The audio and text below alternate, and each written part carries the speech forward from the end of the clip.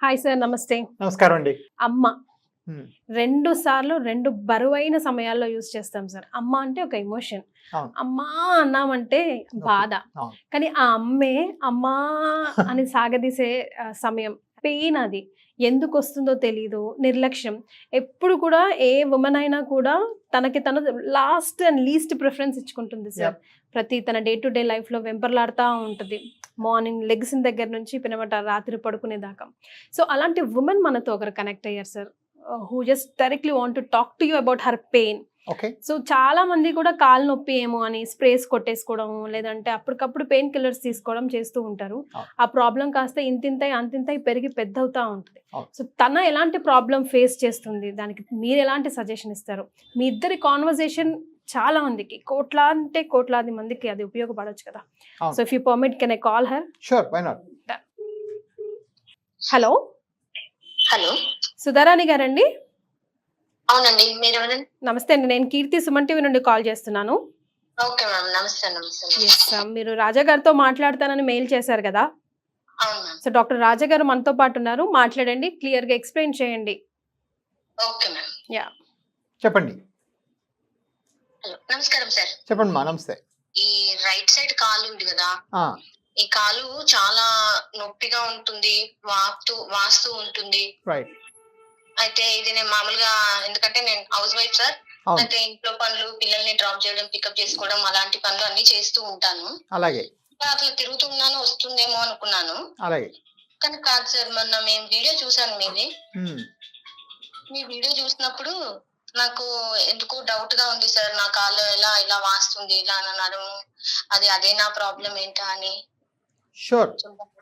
So, yeah! మీరు చెప్పినట్టుగా అంటే ఫర్ ఎగ్జాంపుల్ ఇలాంటి కేస్‌లో అయితే డెఫినిట్‌గా మేము ఒకసారి మిమ్మల్ని పర్సనల్‌గా చూడాల్సొస్తుంది. సో, ఎప్పుడైనా టైం చూసుకొని అపాయింట్‌మెంట్ తీసుకొని రండి. But while we do thought me దీనిలో ఏంటంటే ఈ vascular problems more than 80% likely మీకు ఈ వాస్కులర్ ప్రాబ్లమ్ అంటే వెరికోస్ వెయిన్స్ ఉన్నాయి. ఈ వెరికోస్ వెయిన్స్ అంటే ఏంటంటే కాళ్ళ నుంచి రక్తము క్రమంగా ఈ సిరల ద్వారా పైకి హార్ట్‌కి చేరుకోవాలి. ఆ చేరుకునే వ్యవస్థలో ఎక్కడైనా కవాటాలు చెడిపోవడం కానీ, వాల్వులు చెడిపోవడం కానీ, ఏమైనా పని చేయకపోవడం వల్ల కానీ బ్లడ్ పైకి వెళ్లకుండా కిందకొస్తుంది. అందుకే మీకు ఒక కాలు వాస్తుంది. మామూలుగా ఫర్ ఎగ్జాంపుల్ కిడ్నీ ప్రాబ్లమో, లివర్ ప్రాబ్లమో, గుండె ప్రాబ్లమో ఇలాంటివైతే మీకు 2 కాళ్ళు వాస్తాయి. మీకు స్పెసిఫిక్‌గా ఒక లెగ్గు వాచి ఆ లెగ్గే పెయిన్‌ఫుల్‌గా ఉండి మీరు ఒక by the sounds of it active lady, మీరు యాక్టివ్‌గా పనులు చేసుకుంటున్నారు, మీ వర్క్‌ని ఎఫెక్ట్ చేస్తోంది. ఇట్లాంటి సిచ్యువేషన్ వచ్చింది అంటే ఇది more than likely varicose veins. Okay. Okay sir. Okay హ్మ్. సార్. మరి దీనికి ట్రీట్మెంట్ చేసుకోవాలంటే ఎలా సార్? రైట్. సో, ఇప్పుడు ఇక్కడ మనం ఎట్లాంటి స్టేట్లో ఉన్నామంటే ఈ leg pain. Okay. Leg pain ఒక లెగ్‌లో వస్తోంది, వాపు వస్తోంది. సో, ఇక్కడ మనము అంటే మీరు పైగా ఇది చూసే కొన్ని వేల కొద్ది ప్రేక్షకులకు టేక్ హోమ్ పాయింట్ ఏంటంటే ఇట్లాంటి కేసెస్‌ని ఫస్ట్ మనం సరిగ్గా ఎవాల్యుయేట్ చేసుకోవాలి. అసలు ప్రాబ్లమ్ ఏంటి? దీనికి సరైన డాక్టర్ ఎవరు? సో, ఫర్ ఎగ్జాంపుల్ దీనికి సరైన డాక్టర్ వాస్కులర్ స్పెషలిస్టులు. ఓకే. ఈ leg pain, unilateral leg pain with leg swelling వచ్చిందంటే మీరు ఫస్ట్ మాలాంటి వాస్కులర్ స్పెషలిస్ట్‌ని కలవాలి. ఇలా కలిసినప్పుడు మీకు ఏమవుతుందంటే మీకు సరైన ఇవాల్యుయేషన్ జరుగుతుంది. ఓకే. ఇవాల్యుయేషన్‌కి వచ్చామంటే మీరు మామూలుగా మా సంస్థకు వస్తే మీకు ఫ్రీగా కలర్ డాప్లర్ టెస్ట్ చేసి అసలు ఈ ప్రాబ్లం ఉందా లేదా, ఈ వెయిన్స్ ఉన్నాయా లేవా, ఈ రక్త సరఫరా వ్యవస్థలో లోపాలు ఉన్నాయా లేదా చెక్ చేస్తాం. ఇవి 2 అయిన తర్వాత అప్పుడు ట్రీట్మెంట్‌కి పూనుకుంటాం.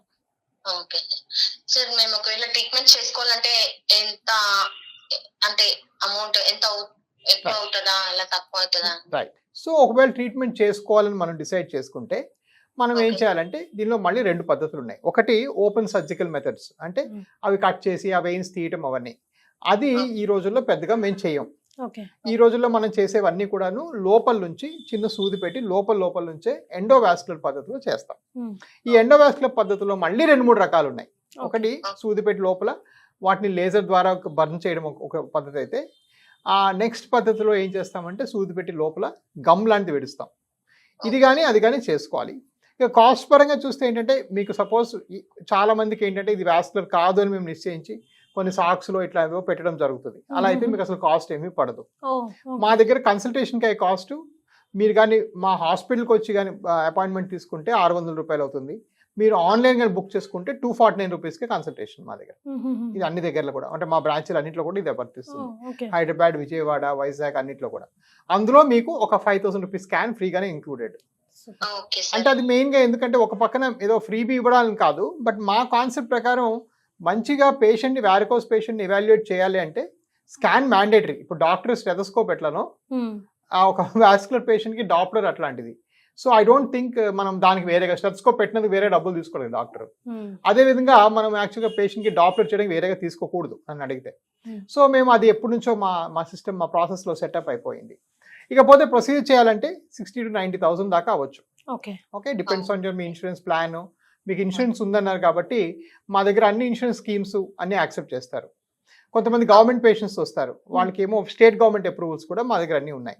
సో ఇలాంటివి ఏమున్నా కూడా అలాంటి ఫెసిలిటీని వాడుకోవచ్చు. ఎవరైనా ఎఫోర్డ్ చేసుకోలేకపోతే సీఎం రిలీఫ్ ఫండ్ ద్వారా కూడా చేసి వాళ్ళకి సీఎం రిలీఫ్ ఫండ్ ద్వారా వాళ్ళకి డబ్బులు వచ్చినట్టు చేయొచ్చు. సో ఇవన్నీ కూడా మనం చేయొచ్చు. సో బట్ మీరు మోస్ట్ ఇంపార్టెంట్ ఏంటంటే సరైన ప్లేస్లో, సరైన లొకేషన్లో, సరైన పద్ధతిలో, అంటే నిల్చునే పొజిషన్లో మాత్రమే మీకు స్కానింగ్ చేస్తే ప్రాబ్లం ఐడెంటిఫై అవుతుంది. ఫర్ ఎగ్జాంపుల్ మీరు పడుకున్నప్పుడు మీకు లేవు పెయిన్స్, ఎందుకు లేవంటే బ్లడ్ సరిగా ఫ్లో అవుతుంది. సో మీకు ఎవరైనా డాక్టర్ పొరపాటున ఫ్లాట్గా పడుకోబెట్టి స్కాన్ చేశారనుకోండి, మీకు రిజల్ట్ తప్పు వస్తుంది. సో ఈ ఫస్ట్ ప్రాసెస్ సరిగ్గా సెట్ చేసుకుంటే ఆబ్వియస్గా దీని అనుబంధమైన రిజల్ట్స్ అన్ని కూడా మీకు కరెక్ట్గా వస్తాయి. అవును సార్, మీరు చెప్పినట్టే ఎట్లా అంటే నేను వంట చేస్తున్నప్పుడు కూడా ఎక్కువ బ్యాలెన్స్ వేసి నిలబడలేకపోతాను సార్. బాగా పెయిన్ అవుతుంటది, ఎందుకంటే మన పైన ఉంటది ఇట్లా మెట్లు ఎక్కడానికి, దానికైనా నాకు చాలా కష్టం అవుతుంది సార్. ఒకవేళ ఆపరేషన్ చేసుకుంటే ఎన్ని డేస్ ఉండాల్సి వస్తుంది సార్? సో ఒకవేళ మీరు ఆపరేషన్ చేయాల్సిన అవసరం ఉంటే చేసుకున్న 10 నిమిషాలకు మీరు ఇంటికి వెళ్ళిపోవచ్చు. టెక్నికల్ మా వ్యవస్థలో అంతా కలిపి మీరు పోవడానికి గంట పడుతుంది. ఓకే, ఈవెన్ ఇన్సూరెన్స్ పేషెంట్స్ కూడా మా వ్యవస్థలో సేమ్ డే డిశ్చార్జ్ ఉందన్నమాట. అంటే మేము ఒక్క వాస్కులర్ పేషెంట్స్ చేస్తాం కాబట్టి మా హాస్పిటల్లో ఇన్సూరెన్స్ కంపెనీస్ కూడా సేమ్ డే డిశ్చార్జ్కి ఒప్పుకుంటారు. సో మీకు సేమ్ డే వెళ్ళిపోవచ్చు, మీకు ఎటువంటి ఆహార పరిమితులు ఏమి ఉండవు, పనులు కూడా అన్ని యథావిధిగా చేసుకోవచ్చు. దీని తర్వాత 7 to 10 days మందులు ఇస్తాము, ఆ మందులు తీసుకుంటే సరిపోతాయి. ఓకే సార్, చాలా చాలా థ్యాంక్స్ సార్. మీ వీడియోస్ చూసి మీకు కాల్ చేసాం సార్. చాలా చాలా థ్యాంక్స్ సార్, చాలా బాగా చెప్పారు మీరు మాకు. ఎందుకంటే భయం అయిపోయింది నాకు, ఎలా అంటే పాప వాళ్ళు చిన్నవాళ్ళు ఎట్లా అవుతుంది, ఆపరేషన్ చేసుకున్నాక ఎన్ని డేస్ పడుతుందో ఏంటో అని చాలా నేను ఇదవుతున్నాను సార్. అలాగే అమ్మా, థ్యాంక్ యూ సో మచ్ అమ్మా. Thank you sir. సార్ మరి తర్వాత ఎలాంటి ఫాలో అప్ చేసుకోవాలంటారు? జస్ట్ సో ఇలాంటి కేసు ఫర్ ఎగ్జాంపుల్ నాకు అర్థమైనంత కొంచెం ఎర్లీగా వస్తున్నారు ఇవిడ, కాబట్టి ఇలాంటి కేసుకి పెద్దగా ఫాలో అప్ ఉండదు. చేసుకుంటే 10 days ఒకసారి చూపించాలి, లేదా 1 month ఒకసారి చూపిస్తే సరిపోతుంది. కొంతమంది చాలా లేట్ గా వస్తారు, కాళ్ళ పుళ్ళు పడిపోయిన తర్వాత, వూండ్స్ ఫామ్ అయిన తర్వాత వస్తారు. అలాంటి వాళ్ళు మాత్రం తరచూ వస్తూ ఉండాలి, కనీసం 1 నుంచి 3 నెలల వరకు. ఈ పుళ్ళు పూర్తిగా తగ్గిపోయే వరకు కట్లు కట్టి దాని ఫోటోలు తీసుకొని, అంటే ఒక పార్ట్ ఏంటంటే వాస్కులర్ ఫ్లో, కానీ కొన్ని ఏళ్ళగా ఈ ఫ్లో పట్టించుకోకపోవడం వల్ల అది రప్చర్ అయిపోయి పుండు అయిపోయింది. అది స్కిన్ ప్రాబ్లమ్ గా కూడా ఎక్స్ట్రాగా మారింది అనమాట. సో వాస్కులర్ ఫ్లో మనం వీళ్ళకైనా వాళ్ళకైనా ఒక రోజులో అయిపోతుంది. వేరే స్కిన్ రెపరేషన్ ప్రాసెస్ అయితే ఉంటుందో అది టైం తీసుకొని కొంత టైం పడుతుంది. బట్ మీరు ఎన్నిసార్లు రావాలనేది కంప్లీట్ గా మీరు వచ్చిన స్టేజ్ బట్టి మారిపోతుంది. సార్ వాళ్ళకి ఒకవేళ షుగర్ లేకపోతే ఇంకోటో ప్రాబ్లం ఉంటే ఎంత టైం పట్టదు సార్ రికవరీకి? అంటే ఎలాంటి ప్రాబ్లమ్స్ వస్తాయి ఇట్లాగే డిలే చేస్తూ పోతే, స్పెషల్ గా సైడ్? సో షుగర్ బీపీ వాళ్ళకి ఎటువంటి ప్రత్యేకమైన కన్సిడరేషన్స్ ఉండవండి. ఎక్కడ ఏం కట్ చేయడం కానీ కుట్లు వేయడం కానీ మత్తు తీయడం ఉండదు కదా. సో షుగర్ లో వేసిన షుగర్ పుండ్లు బడి అట్లా ఉంటది కదా, జనరల్ గా డయాబెటిక్ పేషెంట్ కే చూస్తూ ఉంటాం కదా సార్. అవును. సో డయాబెటిక్ పేషెంట్ కన్సర్న్ ఏంటంటే మనం ఏమైనా స్టిచెస్ వేస్తే మానవు అనేది, అది మనకి ఇప్పుడు ఇక్కడ అప్లై కాదు, ఎందుకంటే మనం ఎక్కడ వేయం కాబట్టి, అంత సూది మార్గంలో చేస్తాం కదా. సో ద హీలింగ్ అనే ప్రాసెస్ లో మనకి ఏం ప్రాబ్లం లేదు.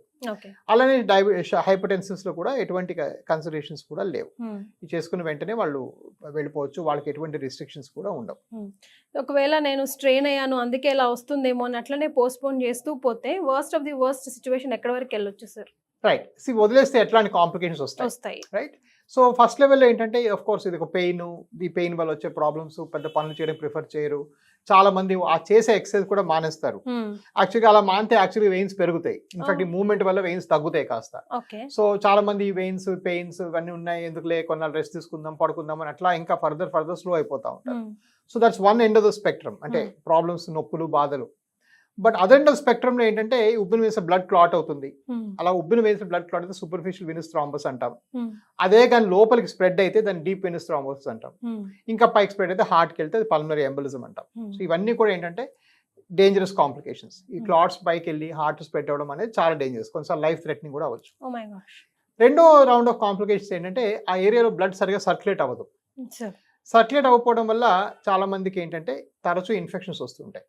ఆ ఇన్ఫెక్షన్ని ఎనీ ఇన్ఫెక్షన్ వస్తారు స్కిన్ ఏదైనా ఇన్ఫెక్ట్ అయితే దాన్ని సెల్యులైటిస్ అంటాం. సో అట్లాంటి సెల్యులైటిస్ కానీ ఏర్పడితే అది కూడా మళ్ళీ ఇన్ఫెక్షన్ అయ్యి బాగా ఇవాళ ఫర్ ఎగ్జాంపుల్ మేము తెల్ల రక్త కణాల కౌంట్ 20,000 ఉన్న పేషెంట్ చూసాం. అంటే ఆ రక్త కణాల కౌంట్ పెరిగిపోయింది అనుకోండి, అంటే ఆ విష పదార్థం ఒళ్ళంతా సర్క్యులేట్ అవుతుంది. అప్పుడు మీకు ఇంకా డ్యామేజ్ ఫర్దర్ వాటిల్తుంది, ఇంకా డ్యామేజ్ పెరుగుతుంది, రైట్?